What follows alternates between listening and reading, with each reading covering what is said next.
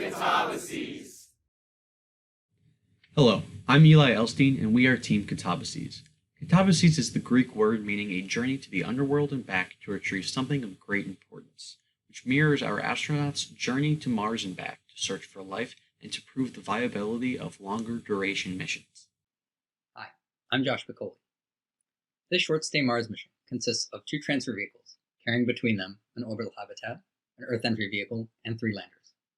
The crew will remain with the orbital hab, entry vehicle, and the propulsion systems they require to return to Earth during all phases of the mission. All mission components were designed to be launched in New Glen's 6-meter fairing. Each vehicle will be launched in modular components to be assembled in orbit. The surface elements will depart Earth in 2033, while the crew will depart in 2034 along with the ascent-descent vehicle. The crew will arrive at Mars in 2035, descend to the surface for 30 days, ascend and rendezvous with the orbital habitat, and then return to Earth utilizing a specially designed entry vehicle. Hi, I'm Stefano Santini. Our mission begins in 2033 when Cerberus Alpha and Beta are sent to Mars. These 2 landers will arrive at the surface of Mars later that year and await the crew's arrival in 2035. All components of the mission are transported to Mars using the cargo and crew transfer vehicles. The large overall mass of each transfer vehicle requires that they be assembled in orbit. The transfer vehicles use modular components identical across both vehicles. These components are core tanks, drop tanks, the propulsion system, and the cargo shell. The core tanks and drop tanks carry all of the propellant used in the transfer vehicles. The cargo shells are used to secure either of the 3 Cerberus landers to the transfer vehicle. The propulsion system consists of a nuclear thermal rocket using hydrogen as a propellant. In addition to propulsion, the reactor will provide up to 70 kilowatts of electric power for the systems on board. The liquid hydrogen is maintained in the propellant tanks using zero boil-off reclamation and cryo-refrigeration. All of these modules are assembled with a robotic arm. Each core component includes a rail that the arm can travel across, extending its reach. The final component added to each transfer vehicle is the nuclear thermal rocket. Shown on the left is the assembly of the cargo transfer vehicle. The cargo transfer vehicle carries landers Cerberus Alpha and Beta loaded with supplies using the surface mission. The transfer vehicle performs the trans-Mars injection burn and capture burn at Mars. It completes these maneuvers in 2 stages with 2 drop tanks used in the first stage and finally the core tanks in the second. The cargo transfer vehicle has an additional 19% delta V margin. The cargo transfer window was selected to minimize the total system mass required to perform the trans-Mars injection and Mars capture burns. In this case, the optimum happens to be a near-Hohmann transfer. The burns are split with a 3.6 km per second trans-Mars injection burn and a 2 km per second capture burn. Because this vehicle shares drop tanks common to the crew transfer vehicle, the propellant margin far exceeds 5% and provides 1.1 km per second excess delta V. This allows for a 55-day transfer window starting on April 18, 2033, with an approximately 200-day time of flight and an earliest arrival date of November 4th.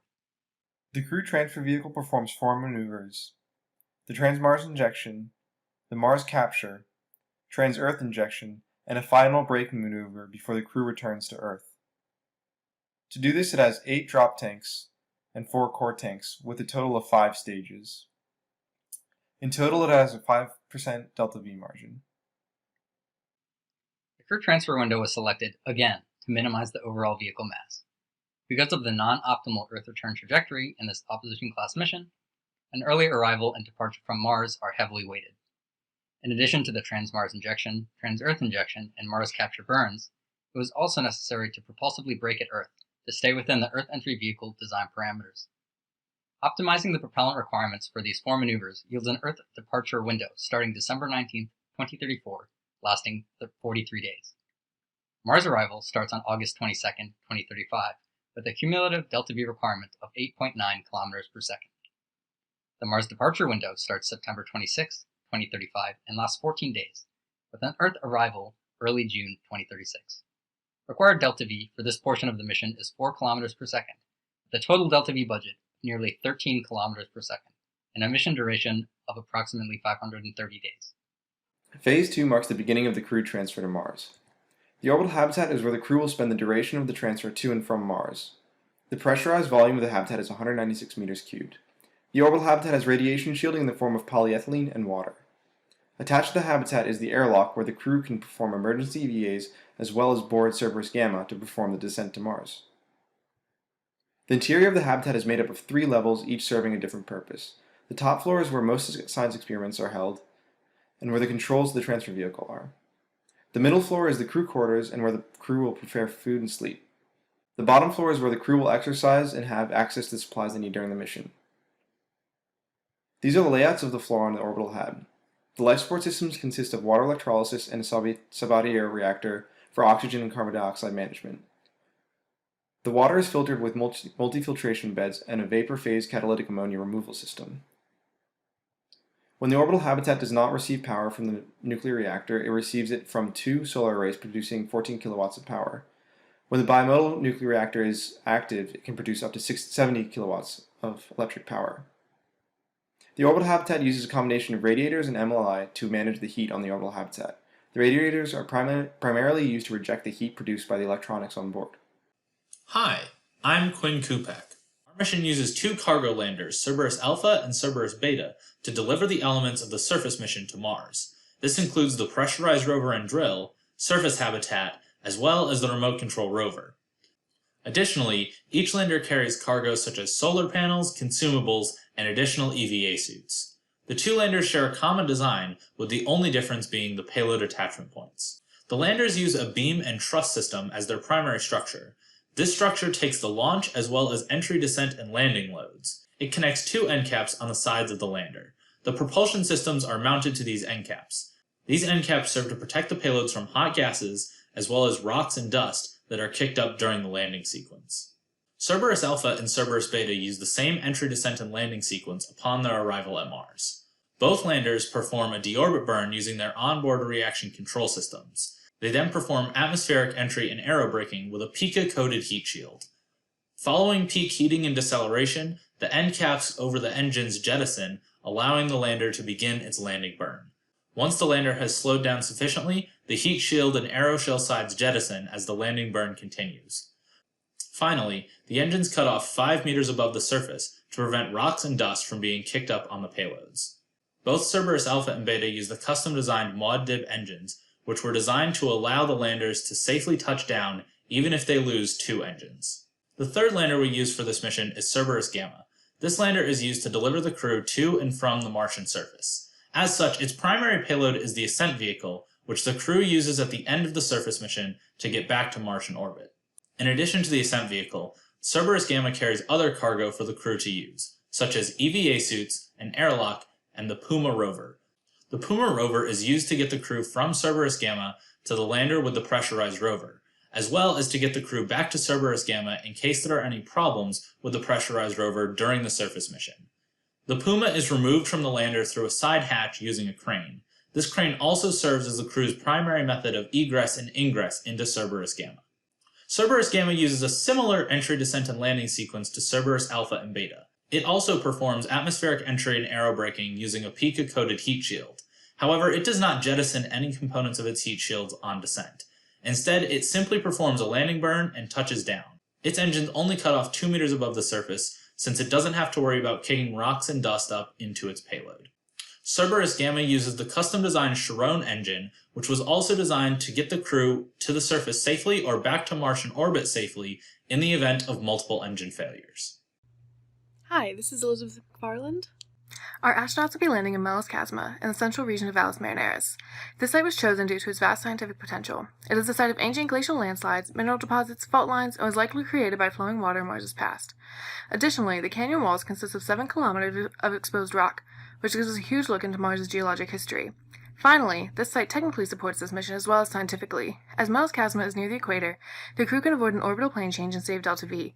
Also, the canyon walls run longitudinally, and thus the site will be illuminated during the entire Martian day, benefiting our solar panels and maximizing the time that the astronauts can work during the day. The floor of Valles Marineris, and Melas Chasma in particular, is also very flat and weathered, making it easier for the astronauts to travel over it. Finally, there are plenty of emergency landing locations nearby, such as Tharsis Rise or Arabia Terra, in case of a fuel shortage or other problem. Over the course of this mission, approximately 1/4 of Valles Marineris will be explored through various mission components. The primary science objectives of this mission pertain to geology, atmospheric sciences, and exploring the potential for human habitability in the future. In regards to geology, our goals are to uncover the geologic history of Mars and to investigate the internal structure of the planet. These goals will help us to gain additional insight into planetary formation and life cycles and will exponentially grow our knowledge about Mars as a planetary body. Additionally, approximately 100 kilograms of geologic samples will return to Earth with the astronauts. In terms of atmospheric sciences, the astronauts will chart the behavior of the atmosphere over a large percentage of its height for an extended duration and over a large portion of the surface, allowing us to understand global trends and behaviors. When it comes to human habitability, this mission will explore creating fuel on Mars through in situ resource utilization, will assess the multi-generational impact of living in a low-gravity environment, and will investigate the ability to grow consumable plants in a non-Earth environment. Additionally, minor science goals exist during the transfers, such as further investigation of Van Allen belts and solar activity, as well as assessing the psychological impact of a long-term deep space travel mission. But these are not the primary goals of the surface mission. The instruments that will be used to complete our geology objectives include a drone, similar to the Mars 2020 helicopter, to collect photogrammetry data at a high resolution, 2 Vis-IR cameras deposited at either end of the canyon to image the entire height of the walls, 4 seismometers and a thumper to collect seismology data, a drill, and on the rovers an assortment of imagers such as radar imagers, X-ray spectrometers, microimagers, and more. For our study of the atmosphere, our primary instrument is a helium superpressure balloon, similar to the ones being developed at JPL for Mars, which will be released at the bottom of the canyon and rise tens of kilometers into the atmosphere, where it will be carried by winds and travel around the planet for at least 100 days. It, as well as the surface habitat and rovers, will be equipped with various weather instruments, such as barometers, anemometers, temperature sensors, etc. When it comes to human habitability, we have 3 primary experiments. The in situ resource utilization experiment will be a technology demonstration and will come as a result of a nationwide competition between companies to develop it. The other 2 goals related to human habitability will be done on the transfers and orbit. The astronauts will be growing plants during the entire mission, and on the return transfer will attempt to integrate Martian regolith. To assess the impact of living in low gravity for multiple generations, the astronauts will be carefully breeding and observing 5 to 6 generations of mice over the entire mission. Other instruments on the transfer vehicles will be dedicated to observing the activity of the Van Allen belts and the Sun, as it will be passing through the belts on the mission, and as we launch near solar maximum and can observe solar behavior over a significant portion of the solar cycle. The selection of these instruments took influence from the Van Allen probes and solar probes. Though not a standard scientific instrument, we will also be using cohort longitudinal studies to keep track of the psychological impact of deep space travel on the crew during the duration of this mission. There are many components to the surface mission. We have the surface habitat, the pressurized rover, the piloted unpressurized Mars automobile, otherwise known as Puma, the drill, and the remote control rover, also known as the RASC-AL. All of these components are vital for mission success. The surface stay will last 30 days. 2 astronauts will remain in orbit while 2 go to the surface. During the surface stay, the crew will visit 12 science destinations. 4 of these will be drilling locations at a distance of 40 kilometers from the surface habitat and will last 2 days. The other 8 will be standard destinations at 80 kilometers away and will last 1 day. Approximately once a week, the crew will also spend 1 day at the surface hab to begin analyzing the data they have collected thus far. This will allow them to assess which sites have the most potential and to choose 4 sites to revisit for a day later in the mission. They will also have 2 days on either end of the mission to unpack and pack their supplies, release the helium superpressure balloon, and set up the ISRU tech demonstration. Additionally, they will have 2 days to spare in case of any delays or equipment malfunctions. At the 8 standard sites, the crew will drive out to their destination. Once there, they will spend up to 6 hours identifying and collecting samples, up to 5.5 hours flying the drone, up to an hour and a half depositing seismometers at 4 locations only, and running the thumper. These tasks will be split between the 2 crew members, as most of the activities do not require the attention of both. At the first 2 sites they visit, the crew will also set up the 2 large cameras. Then they will drive home. On the days that the crew will drill, they will drive out to the rover to the drilling site, where they will spend 2 days. The drilling sites must be closer to the surface habitat than the standard sites because on the journeys where the rover carries the drill, it cannot also carry the Puma. Over those 2 days, they will spend up to 4 hours selecting the specific optimum drill placement in that region and getting the drill set up and prepared. During the remaining hours on the first day and going into the second, the crew will spend 14 hours drilling.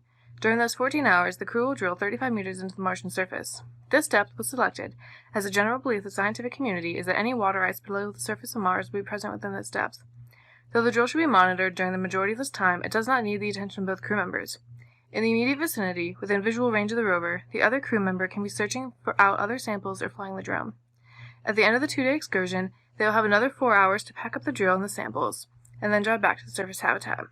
The astronauts in orbit will also be busy during the surface mission. They will be operating the Vis-IR cameras at either end of Malus Chasma, taking images of the entire height of the canyon. They will also be taking continued measurements of the mice and tending to plants during the transfer to Mars, as well as obtaining data from the surface, both to transfer back to Earth and to begin analysis as to which sites would be best to revisit. Finally, the astronauts in orbit will be operating a remote-controlled rover as it traverses approximately 500 kilometers away from the landing site and back. This will broaden the scope of the mission and give us a greater understanding of Valles Marineris as a whole. The Surface Habitat and rover are used together throughout the surface mission. The Surface Hab charges the extra rover battery that is not in use. When the rover returns from a mission, it can swap its battery out for the recharged battery and vice versa. The pressurized rover can carry the drill, which is used during core sampling missions, or the piloted unpressurized automobile during long-distance missions. The final element of the surface mission is the RASC-AL, which is controlled by the crew in the orbital hab and conducts separate science missions throughout the surface mission. The pressurized rover performs a total of 16 excursions throughout the surface mission. Fully charged, it has a range of 160 kilometers and a top speed of 25 kilometers an hour. During a long-distance mission, the rover provides the crew with 8 hours at each site location. The bed of the rover can carry a core sampling drill that can be removed when not in use. The crew can enter and exit the rover using 2 suit ports at the rear of the pressure hull. The hatch can be used to bring supplies in and out of the rover as well. The internal pressure of the pressure hull is 57.2 kilopascals. The chassis structure is curved to conform to the bottom of the pressure hull and limit any deflections transferred from the suspension through the chassis and into the pressure hull. The rover uses independent double wishbone suspension, as well as each wheel is independently powered by a separate motor. The crew will use a crane mounted to the bed of the rover to lift Puma, or the drill, on and off the rover. Additionally, when charging the rover's battery, at the surface habitat, the crew will use the crane to lift the battery from the charging station to the rover, and vice versa. The interior of the rover contains 2 beds, a bathroom, and storage compartments. Under the floor, the open-loop life support systems are contained. The battery powering the rover is contained under the pressure hull of the rover, where it can be accessed by the crane for removal. Hi, I'm Savia Konkelmat. The pressurized rover power system will be responsible for powering onboard technology, life support systems, driving, and drilling. The energy requirements vary based on the type of mission, drilling or non-drilling, but max out based on the drill missions at about 71 kilowatt hours used per day. The rover will be powered by a secondary lithium-ion battery with a maximum capacity of 1.9 kilowatt hours. The battery will be recharged by 40 square meters of solar panels set up at the surface habitat. For redundancy and mission efficiency, there will be 2 of these batteries such that one will be charging at the habitat while one is in use, alternating the batteries each day. The drill must be able to operate for 14 hours, drill to a depth of 35 meters, and take samples approximately every 5 meters. The samples will be at least 1 foot long and 1 inch in diameter. Landing with the crew on Cerberus Gamma is the piloted, unpressurized Mars automobile, otherwise known as the Puma. The Puma will provide the surface crew transportation from Cerberus Gamma to the pressurized rover and surface habitat. This vehicle will be brought with the pressurized rover on long-distance expeditions to provide the crew with an emergency return vehicle in case of catastrophic pressurized rover failure. The Puma is able to hold 100 kilograms of samples in case of emergency. The crew will be staying in the surface habitat for a majority of the surface mission, which is housed inside lander Cerberus Alpha. It contains enough supplies to last the 2 crew members 30 days. Plumbing, tanks, power systems, and exercise equipment are held underneath the main floor and can be accessed via a trapdoor mechanism in the multi-purpose room. Prior to the surface mission, the surface habitat will deploy and be in operation for approximately 2 years. During this time, sensors to monitor the habitat and surrounding area will be powered by a plutonium-fueled radiothermal generator. Once the crew reaches the surface habitat, the habitat will then be powered by a secondary lithium-ion battery. There will be 2 of these batteries such that one is powering the habitat and one is being recharged by solar panels. The 2 batteries will alternate charging and powering each day. The recharging will require 60 square meters of solar panels, which totals to 100 square meters of solar panels for recharging the surface habitat and rover batteries each day. Hi, my name is Parth Patel. The Remote Control Rover, or the RCR, is a smaller semi-autonomous rover that will be controlled by the crew on the orbital habitat. This rover is tasked with collecting data and samples in the regions outside of the capable range of the pressurized rover and surface crew. It is also tasked with carrying away the RTG core that had been powering the surface habitat prior to crew arrival on Mars. Because this rover is being controlled from Martian orbit, it's experiencing less latency than previous rovers on Mars, and therefore we're able to move at a faster pace. It calculates its position using onboard navigation instruments and sensors, and will travel out approximately 500 kilometers and return near the end of the surface mission, where it will deliver its samples as collected to the surface crew prior they return to Earth. During its travels, it collects data using an array of sensors, including radar imagers, X-ray spectrometers, UV, visible, and infrared cameras, wind and temperature sensors, and a small sample collection kit. At the end of the mission, the rover will be left with a surface habitat for use on future missions. Phase 4 marks the ending of the surface mission and the beginning of the journey back to Earth. The crew transfer vehicle performs one last final burn to reduce the velocity of the vehicle prior to Earth entry.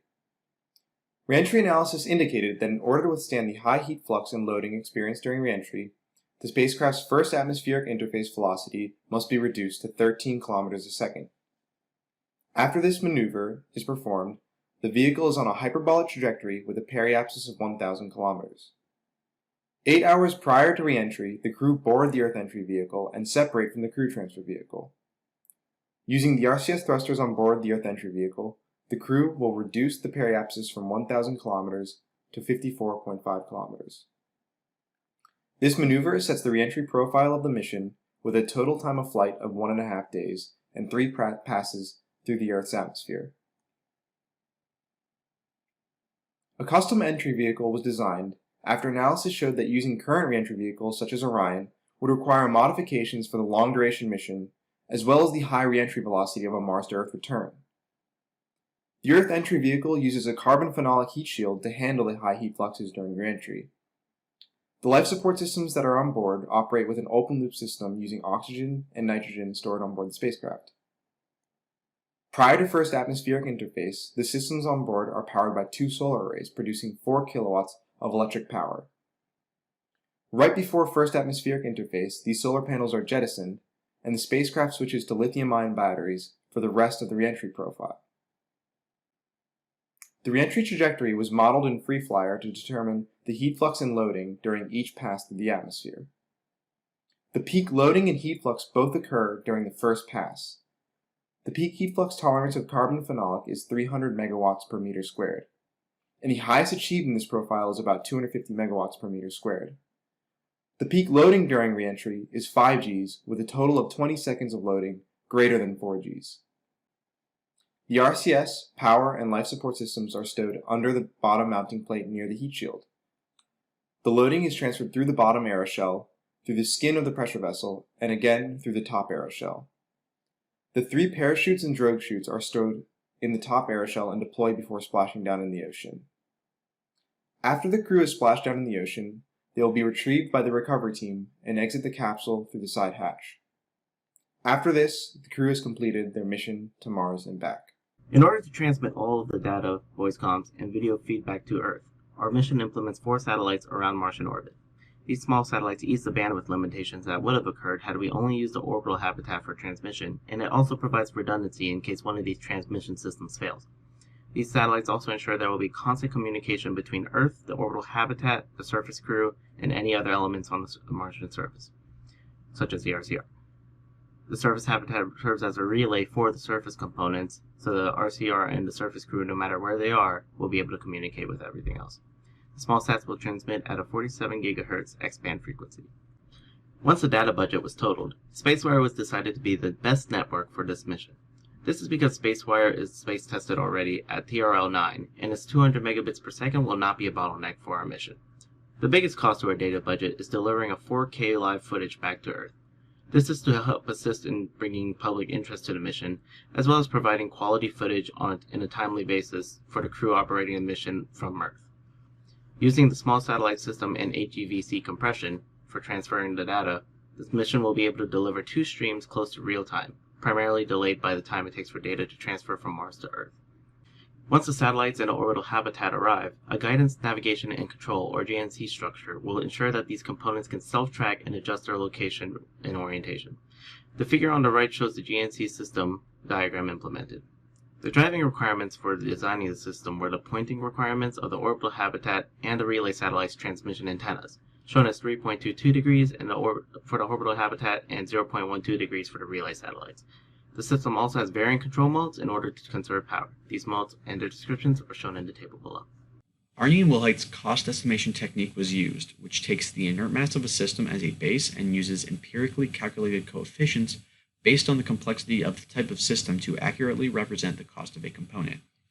There is a $5 billion max budget for each year based on NASA's Deep Space Human Explorations budget. The total program cost is $49 billion, and while 1 year exceeds the yearly budget due to inflation, it is actually below the threshold. A majority of the costs are in development as the program has 13 major components, all designed to the mission's specifics. The development costs also take into account multiple tests and development for adjacent technologies to the mission components, which are necessary for crewed Mars travel. The transfer vehicles incorporate many new technologies that will be heavily tested and inspected to ensure component success throughout the mission. Additionally, technologies like hydrogen reclamation systems will be redundant to reduce the risk of losing propellant throughout the mission. The crew on board Cerberus Gamma will have the opportunity to abort at any point during Mars entry and the 30-day surface mission. Astronauts will be screened and trained to ensure they are prepared for long-duration missions. They will have a schedule to mitigate muscle atrophy, as well as consistent mental health. The crew will train extensively with all mission components, including contingency scenarios that they may experience during the mission. The development of the mission components is critical for the success of the mission. Consistent analysis of development progress and reevaluation will ensure that the crew departure date is met. Solar particle events will be mitigated with the onboard radiation shelter. Dust storms are mitigated by planning the surface mission around the dust storm cycles on Mars, but should the crew experience a severe dust storm, the crew can abort at any point during the surface mission to orbit. The following is the risk assessment matrix. The proposed mission Katabasis fulfills the requirements set by Theme 3 of the RASC-AL competition. The cost stays within NASA's human exploration budget. The surface mission has 3 landers capable of bringing 22 tons to the surface. The pressurized rover can operate a core sampling drill that will be the first to take core samples 35 meters below the Martian surface. There are 3 rovers total, each with their own specific task. The transfer design incorporates the first use of a nuclear thermal propulsion system. The ability of this technology will be extended by developing zero boil-off technology. The 3 landers are capable of controlled entry and landing using an ellipsoidal heat shield. The crew on board the orbital habitat will be able to operate a remotely controlled rover, conducting several separate surface mission goals. And finally, the crew will perform the fastest Earth entry in the custom-designed Earth entry vehicle. We'd like to thank our faculty advisor, Dr. Jared Young, for all the support he's given us throughout this project. Additionally, our graduate student mentor, Pat Hoskins, and faculty, Dr. David Aiken, Mary Bowden, and Andrew Becknell. We'd also like to thank the University of Maryland for their support and RASC-AL for giving us the opportunity to display our unique design for the future of crewed Mars missions. We appreciate you watching. Thank you.